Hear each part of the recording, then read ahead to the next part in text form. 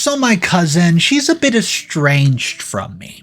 We start to reconcile a little bit before her wedding, so imagine how surprised I was when she sends me a letter claiming that she wants me to be the maid of honor for her instead of her best friend Kelsey. I don't know, I thought the whole thing was weird, but I go through with it and I do it. Well, guys, our grandmother was supposed to pay for the entire wedding. So can you guys believe, after the wedding was said and done, guess who received an invoice to have to pay for half of it because I was the maid of honor in charge of, well, setting up the bachelorette party, which cost a fortune? Me. I get the invoice, and I'm the one who has to pay for it. Well, I'm not gonna let this fly. So I march up to Grandma and, well, also my estranged cousin, just so I can tell them this. I'm 30, female. Don't tend to ask for advice much, but I'm currently a bit fearful and could use a few pointers from an outside perspective. You see, my cousin Liz just came back into my life after a very long absence. I'm worried that I could lose her all over again if I don't play my cards just right. It all started when we were young. I was an only child and my parents divorced when I was 5 years of age. Liz was an only child as well, and even though she's younger than me, she was 7 at the time her parents split. Having already lived alone with my mother for about 4 years at that point, I knew exactly what she was going through. So even though we had only seen each other at family events for the most part, I got a lot closer to her after that because I did not want her to have to go through it alone.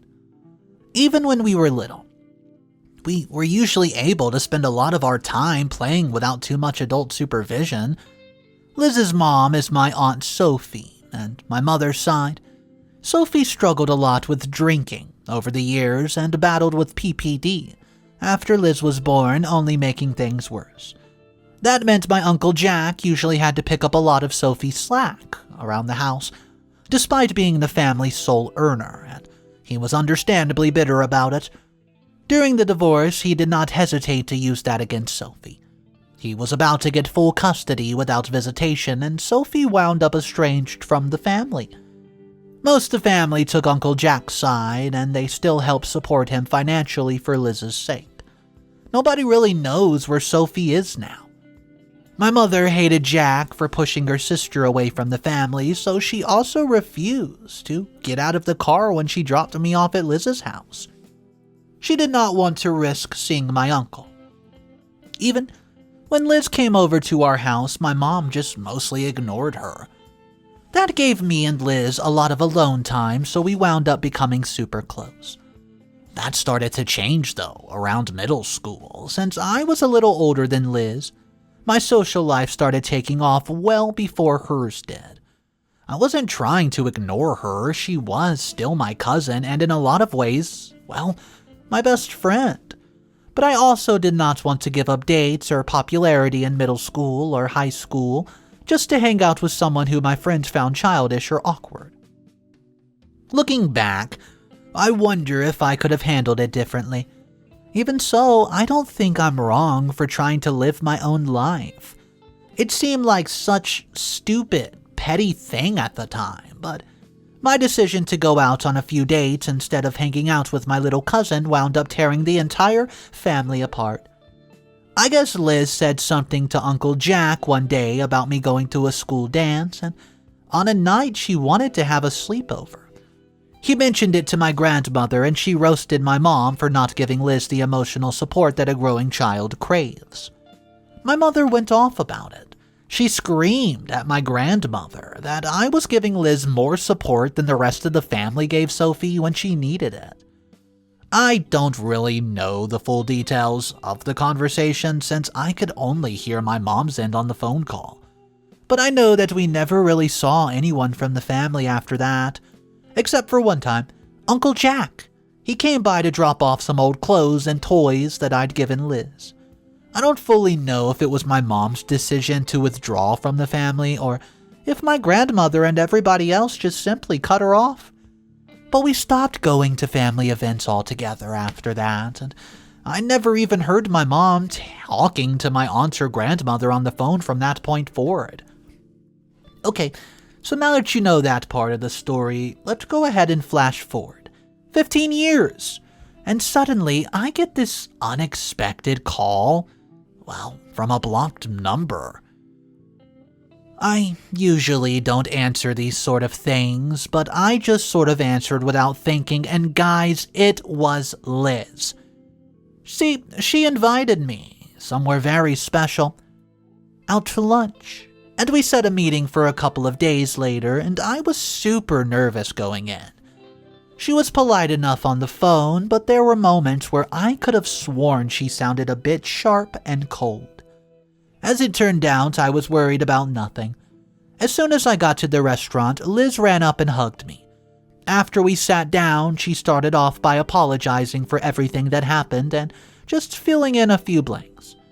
Apparently, she had not gone out of her way to get me in trouble. Like I said earlier, we usually hung out with a lot of supervision, so Jack did not even know about the sleepover. Liz wound up inviting one of her friends, Kelsey, from school instead, and Jack overheard the two of them talking about me. He asked her, what's she talking about, and he reported it to my grandmother without even getting all the details. In the end, we both forgave each other. I mean, we were just both kids, just trying to live our own lives, you know. Well, the family made decisions that affected both of us without even asking our input. It was nice to finally clear the air, but then she hit me with a big surprise. She's getting married. That's right. It turns out that after the sleepover, Kelsey and Liz got really close and became the best of friends. When they were going into middle school, Liz started getting really beautiful. She was always a cute kid, if a bit awkward, and attracted some attention from Kelsey's older brother, Kyle.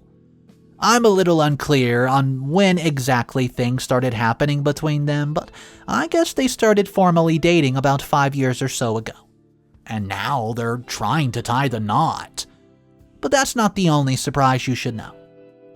Not only did Liz invite me to the wedding, but she also asked me to be her maid of honor. She said that she and Kyle might never have met if it weren't for me going to the school dance. So she feels like she owes me in some sort of way, plus she says that she wants to rekindle the relationship that we had when we were growing up. I'm honestly just so touched at this point. Of course, I could not agree fast enough. I've already been working overtime to be the best maid of honor that I can be. It hasn't been easy because I've been doing most of the work alone. Kelsey is one of the bridesmaids, and to say that she does not like me, well, that would be a massive understatement. She keeps trying to undermine everything I do. For instance, I found this beautiful Mikado wedding dress that billows out from the waist into a sleek, almost tulip-shaped gown. Liz looked absolutely stunning, but Kelsey commented that it looked like I was trying to dress her up in princess clothing, like we were still children. Liz wound up sticking with the dress, but Kelsey was staring daggers at me the absolute whole time, and from the way that they just kept whispering and laughing anytime we were together, I'm thinking the other bridesmaid, Reagan, Kiana, they must be on Kelsey's side. Liz is backing all my decisions, but she has not really defended me with Kelsey. When Liz asked for my input on bridesmaid dresses, I found these beautiful chiffon dresses and a bright baby blue that almost perfectly matched Kelsey's eyes. The waistline's tight enough to accentuate Reagan's body, but the pleats help hide Kiana's lack of curves. I thought the dresses were perfectly tasteful and just perfect for everyone wearing them, and I'll tell you right now, Liz seemed to agree. But when Kelsey saw them, oh boy, she said, "Well, Anna..." By the way, my name's Anna. "Well, Anna, I guess after the wedding, we can all find a good street corner to hang out on if we need a bit of extra money. At least most of us won't have trouble making any." That surprised me a little, and I thought it was completely inappropriate. I mean, I was almost too stunned to speak. Well, I was hoping Liz would step in for me, but it looked like she was trying not to laugh. I'm just trying really hard to take the job seriously and make everybody happy. We still have the bachelorette party to go to, not to mention the wedding itself. I'm worried that no matter what I do, it's going to be wrong. I'm starting to wonder if maybe I should not have accepted this position, but it's too late to back out now. I would never do that to Liz, especially when I had just gotten her back into my life, and at the same time, I'm getting really uneasy about the fact that she won't stick up for me. Maybe she's just trying to keep the peace. Maybe it's all in my head. I want to talk to her about it, but I also don't want to pile on when she's already stressed about the wedding arrangement, so I ask you guys this. What should I do? What's up, everybody? Mr. Reddito here. It looks like we have one heck of a wedding drama. I'm coming at you guys with 4 of the most jam-packed, drama-filled updates that you probably have seen in quite some time. If you're new to the channel, hello and welcome. We're almost at 60,000 subscribers, so if you want daily videos, help us reach that goal. Smash that subscribe button, guys, and here is your first update. Thank you, everybody, for the advice in my previous post, and I've decided to go ahead and stick by Liz's side. Family comes first, no matter what. There's been a new snag involving money, but I think Liz is firmly enough on my side now that it should all turn out to be okay. It started with the bachelorette party, right? Liz said she was interested in dancers, but thought going to a club was kind of cliche. As for me, I just wanted to show everyone a good enough time that they could not possibly complain about it. That's when I got an idea. One of the toys that Uncle Jack returned to my mother after Liz and I had stopped talking was an old Barbie cruise ship. It was a playset that I'd given her. It was one of our favorite toys to play with together. I mean, we used it with all different kind of dolls. So we could pretend we were throwing everything from spring break parties to formal balls. So I thought doing Liz's bachelorette party on the water would be a good idea. I found a local harbor cruise service with a quote sapphire moon. It was a package that put you on a double-decker boat with a dance floor and a full-on bar. I called them and made sure it would not be a problem if we hired a few hunky dancers to come on the cruise with us, but apparently they actually do a lot of bachelorette parties and said ours actually sounded pretty tame compared to some of the ones they've done. The only problem was that the whole thing was pretty expensive. Kelsey's a teacher, Kiana works for the local news. I mean, yeah, I make pretty good money working from home, and I think Reagan makes good money as well, but I did not want us to all split the cost if it was going to be hard for others. So, even though she was not exactly nice to me, I decided to talk to Kelsey about it. That's when I learned something that Liz had not mentioned before. Apparently, our grandmother was willing to foot the bill for the bachelorette party in addition to the wedding. Liz and I had been so busy talking about the wedding that we had not really spent much time catching up on family. So I'd forgotten that our grandmother had always helped her and Jack out with finances when needed. I double-checked it with Liz, and she confirmed that all I needed to do was save any receipts and she'd make sure that they got to our grandmother. All right, that was an absolute huge relief to me. And to be honest with you guys, it let us have the night of our lives. We actually went to spend all night drinking and dancing against an incredible skyline. It was like we were finally living out a childhood fantasy, complete with a pretty nice collection of life-size Ken dolls. I'm not sure I've ever experienced anything more luxurious in my lifetime, to be honest. Until the wedding, that is. Since I'd been helping Liz make a lot of the arrangements, Kyle worked 60 hours a week and was not available to help much, I know it was going to be a pretty lavish affair. We decided to have it in Jack's backyard, which is sizable to say the least, and we put up a huge maroon tent, totally decked out in fairy lights, and the gazebo in the center was completely dressed in orchids. It looked like something out of a fairy tale. The original point of a backyard wedding was to save money, but Liz said that Jack and our grandmother kept telling her not to worry about the cost. Don't worry about it at all. That let us go all out on the food. We had multiple options for each guest, and we even sprung for more than one vegan option so that Liz could invite more of her old college friends. We used to dream about what we'd want at our weddings when we were kids, so, well, we just started checking things off the list, left and right. We even got a chocolate fountain, even though we knew neither one of us would be going near it in our dresses. Once we finished putting everything together, the whole thing cost at least as much as renting a venue, if not more. I think the luxury of the whole thing helped, but just put people at ease, you know. Kelsey had already started going easy on me after the bachelorette party, but she was even nicer at the wedding. She was the first one to start clapping after my toast at the reception, and she even complimented me afterward for helping out with the arrangements. She said these exact words to me. "Anna, you might do a lot of things wrong, but you definitely know how to throw a party, girl." It's a bit of a backhanded compliment, I know, but for Kelsey, that's about the best I could ever hope for.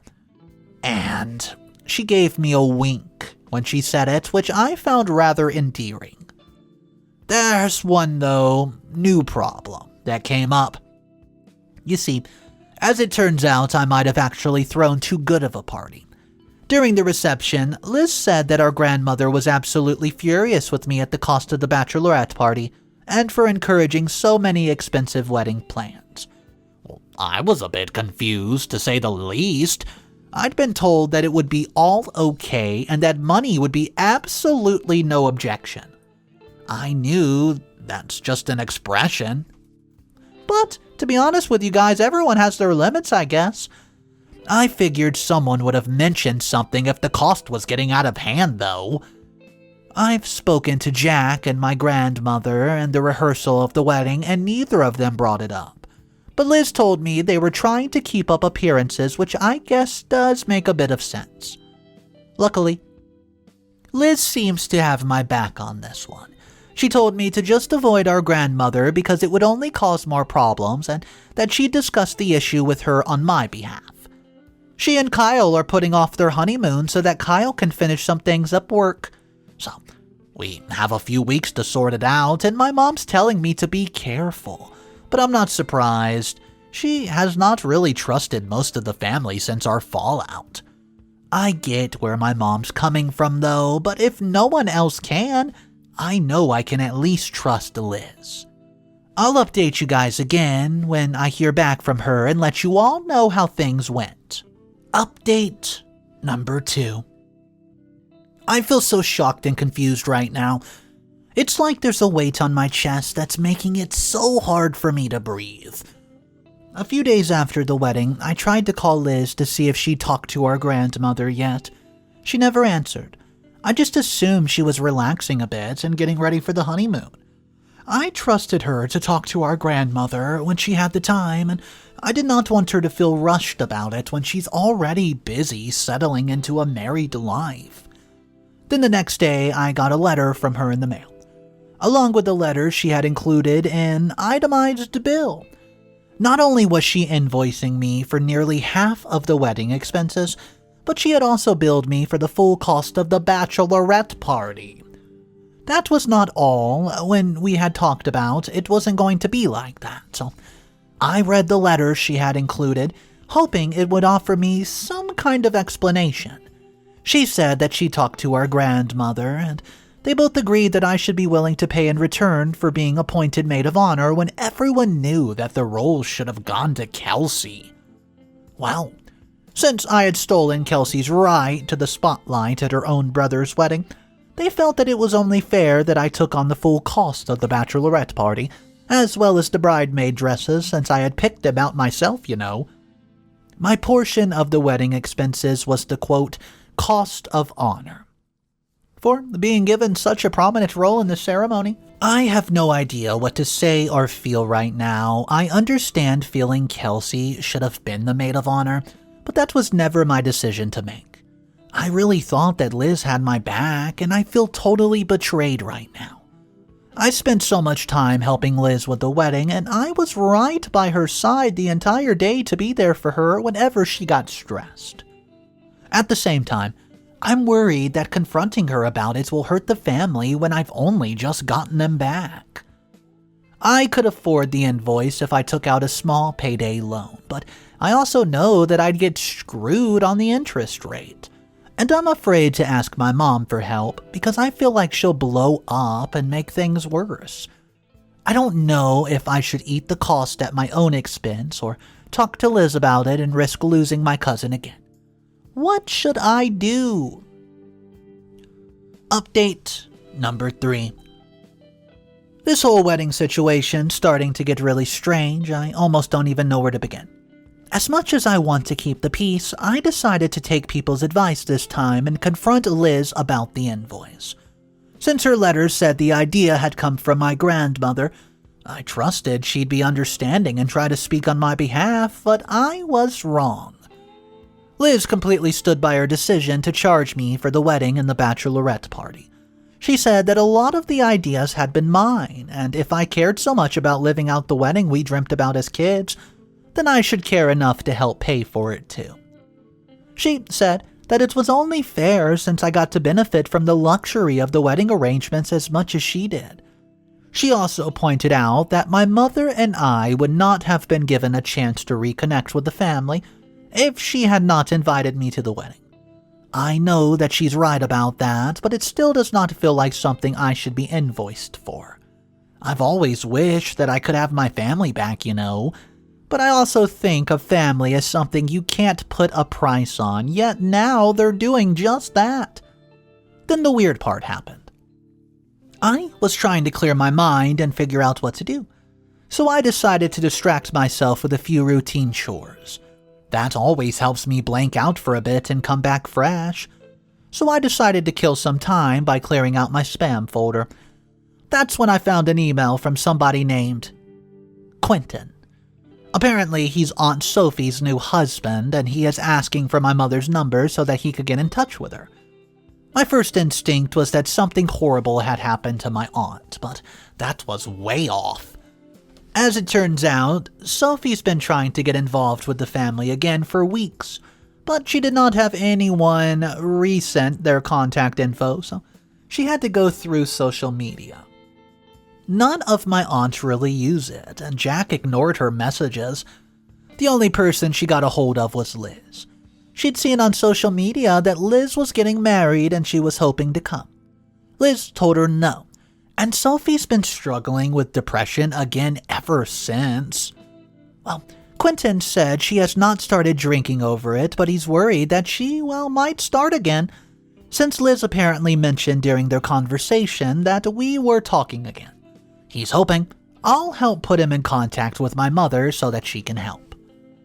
This is almost like a second betrayal. Liz knows how much it would mean to my mother to know that Sophie's doing well and trying to connect to the family.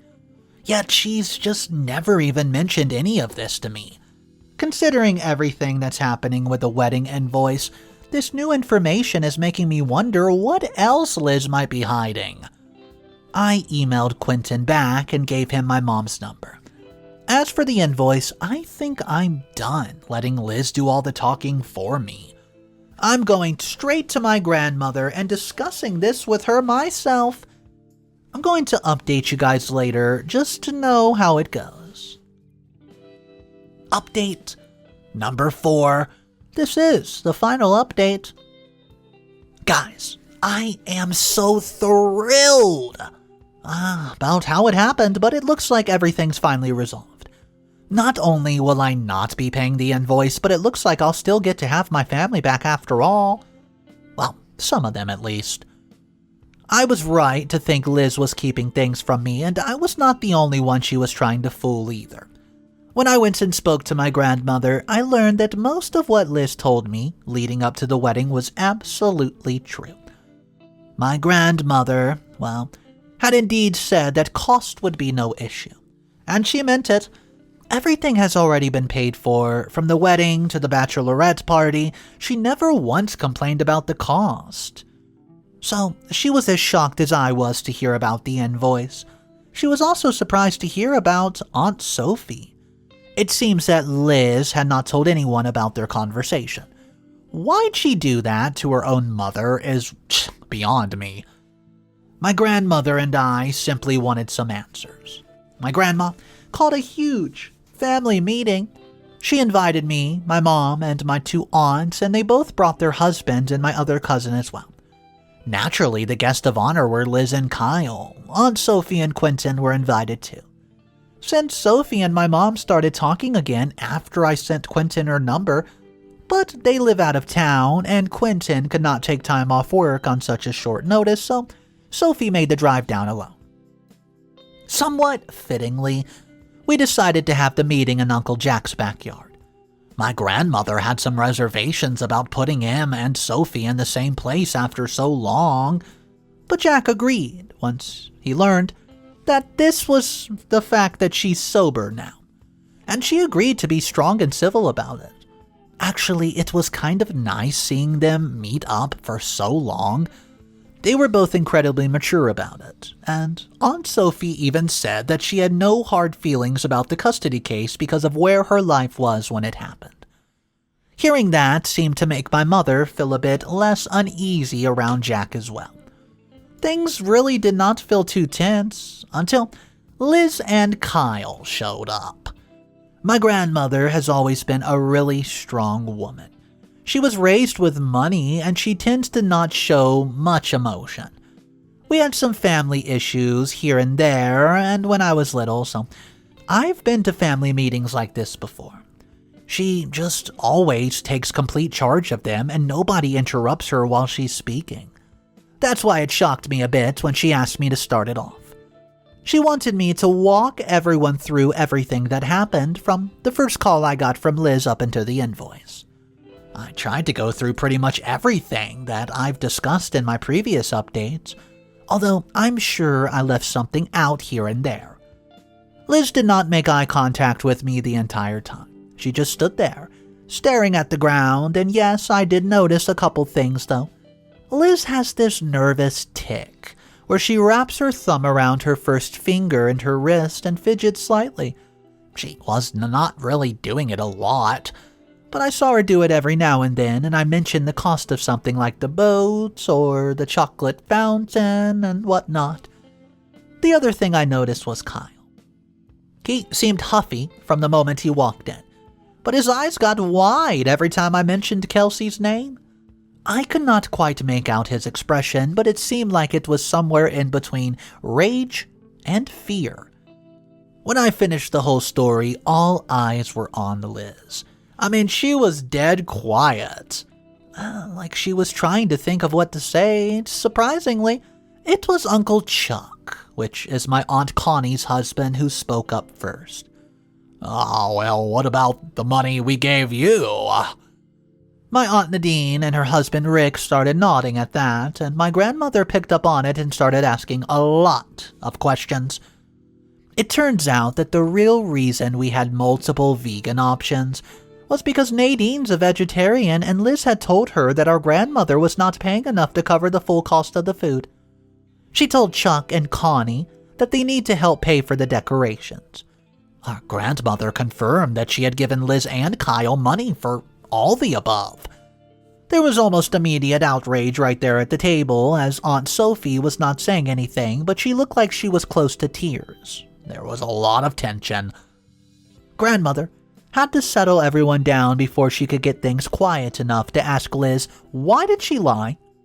Well, her voice was barely a whisper, but her answer was crystal clear. It wasn't my idea. That's when Kyle started to look so angry that I was almost afraid he might get violent. He screamed at Liz to shut her mouth, but my grandmother just calmly encouraged her to go on. To be honest, I almost wish that she had not. Not only did we learn just how much deeper the lies went than we ever could have guessed, but I also learned that I've been used since pretty much the very beginning. I mentioned before that Kelsey does not make much money as a teacher. Kyle works in advertising and does okay, so he was helping her out here and there when she needed it. What he eventually found out was that she was putting all the money he gave her into an MLM, thinking she'd wind up tripling her money so that she could pay him back and still make enough to stop teaching. Instead, the scheme backfired on her and she wound up at risk of losing her home. Kyle could not afford to keep helping her out, but he knew Liz had a rich family and told her to ask our grandmother for help. The problem was that our grandmother is not Kyle's biggest fan. She's always been uncomfortable with their age difference, even though they did not start seeing each other until 10 years later. The fact that Liz was 13 and Kyle was 20 when they first met has always made our grandmother uncomfortable. So instead of asking for a loan, Liz and Kyle decided they'd just use the wedding as a way of making extra money to help Kelsey out. It turns out that's also why Liz did not want Sophie at the wedding. Even though she's sober now, a lot of families still looks at Aunt Sophie as the alcoholic black sheep of the family who always needs money. Liz was worried that if Sophie asked Connie or Nadine for cash, the money they gave Liz might come up in conversation. Needless to say, that nearly caused a riot. I could see my mother clenching her fist, and I honestly thought for a second she might stand up and clock my cousin for keeping her and her sister separated just so she could launder her wedding money. Some pretty mean criticism started coming from over the table, left and right, and neither Sophie nor Grandma stepped in to defend Liz from the backlash. Even after the way she tried to use me, I felt kinda bad for her. I even felt a little bad for Kelsey, although learning she was in on it definitely explains a couple things. By the end of the meeting, Liz and Kyle were completely ostracized from the family. My grandmother said that if they want to be a part of this family at all anymore, they're going to pay her back every penny she spent on the wedding. In the meantime, they won't be going on their honeymoon. My grandmother's going to use the money she was willing to spend on their accommodations to pay Nadine and Connie back instead. Even Sophie wanted nothing to do with Liz. When Liz tried to apologize, Aunt Sophie just looked at her with tears in her eyes and said, "Oh, I'm sorry too." So, long story short, I won't have to pay the invoice. I may have lost my cousin again, but that's up to her. I don't know how long it might take me to forgive her, and it's really going to depend on if she keeps her word about paying everybody back. Sophie made it back in the family, but it did not happen overnight. I just hope Liz can learn from her example. Well, I do want to say, I think it's a good thing Liz and Kyle get ostracized from the family because they were literally money laundering from their own family, taking advantage of people who were doing everything they could to make this wedding happen. They were paying for food for vegetarians. They were paying for dresses, the bachelorette party, you name it. This was ridiculous. And none of this would have been found out if it was not for OP. Yeah, this story was wild. We haven't covered a bridezilla or a wedding story in a while, so I was excited to narrate this one. I do want to know, though, if you were in OP's position, would you cut her off for good after this? Or do you think down the road maybe there could be some apologies and whatnot? Drop your comments down below. I would love to hear your opinion on that. If you guys are new to the channel, my name's Mr. Reddito. I narrate stories every single day. Help us reach our goal. We're pushing for 60,000 subscribers, and if you want daily videos, the best way is just to subscribe. It helps me out, and you never miss a video. I'll see you guys in the next one. Have an amazing day, and just remember, it's cool to be kind. See ya!